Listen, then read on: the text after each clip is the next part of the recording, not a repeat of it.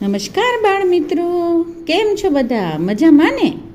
આજે આપણે એક નવી વાર્તા સાંભળીએ.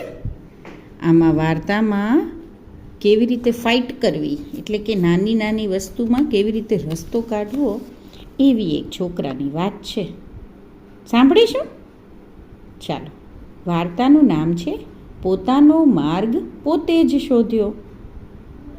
ઈશ્વરચંદ્ર વિદ્યાસાગરના પિતાજી નોકરી કરતા હતા. તેમને દર મહિને 3 રૂપિયા પગાર મળતો હતો. આટલા ઓછા પગારમાં મોટા કુટુંબનું ભરણ પોષણ કરવું બહુ મુશ્કેલ હતું. આવી કપરી પરિસ્થિતિમાં બાળક ઈશ્વરચંદ્રના ભણવાનો ખર્ચ ક્યાંથી કાઢવો? પુત્રનો ભણવાનો ઉમંગ અને પોતાની આર્થિક નબળાઈ જોઈને પિતા બહુ દુઃખી થતા. પોતાના પિતાની મજબૂરી જોઈને ઈશ્વરચંદ્રે ભણવાનો માર્ગ શોધી કાઢ્યો. તેમણે ભણતા છોકરાઓ સાથે મિત્રતા કરી. તેમના પુસ્તકોની મદદથી તેમણે અક્ષર જ્ઞાન મેળવ્યું. અક્ષર જ્ઞાન એટલે શું ખબર છે? લખતા વાંચતા શીખવું, અક્ષરો ઓળખવા અને વાંચતા શીખવું. એક દિવસ જમીન પર કોલસાથી લખીને તેમણે પિતાજીને બતાવ્યું. ઈશ્વરચંદ્રનો ભણવાનો ઉત્સાહ જોઈને પિતાએ આર્થિક તંગી હોવા છતાં ઈશ્વરચંદ્રને નિશાળમાં દાખલ કર્યો. દર વર્ષે તે પ્રથમ વર્ગમાં પાસ થતા. આગળ અભ્યાસ કરવામાં તેમની આર્થિક પરિસ્થિતિ આડે આવતી હતી. ઈશ્વરચંદ્રે પોતે જ માર્ગ શોધી કાઢવાનો નિશ્ચય કર્યો અને માતા પિતા પાસે ફક્ત આશીર્વાદ માગ્યા. તેમણે કહ્યું કે તમે મને કોઈ શાળામાં દાખલ કરાવી દો, એ માટે હું તમારી પાસે કોઈ ખર્ચો નહીં માંગુ. પિતાએ એ પ્રમાણે કર્યું. તેમણે ઈશ્વરચંદ્રને કલકત્તાના એક સંસ્કૃત વિદ્યાલયમાં દાખલ કરી દીધા.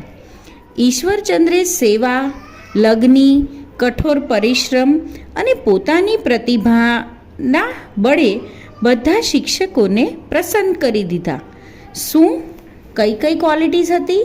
સેવા, લગ્ની એટલે કે કંઈ કામ કરવાની પોતાની ઈચ્છા, કઠોર પરિશ્રમ એટલે કે હાર્ડવર્ક અને પોતાની પ્રતિભા એટલે કે પર્સનાલિટીથી બધા શિક્ષકોને પ્રસન્ન કરી દીધા.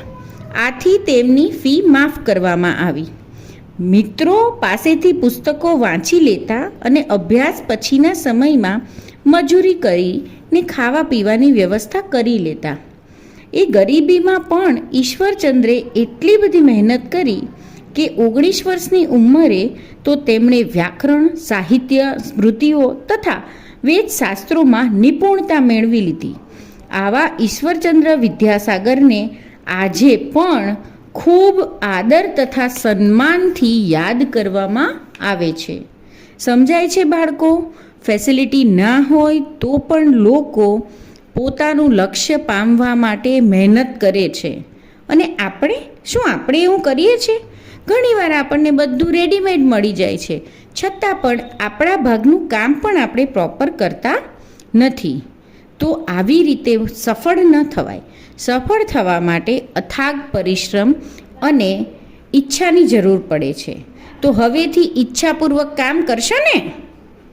અને ક્યારેક કોઈ સગવડતા ના સચવાય તો જતી કરીને પણ કામને મહત્ત્વ આપજો. Okay, good night.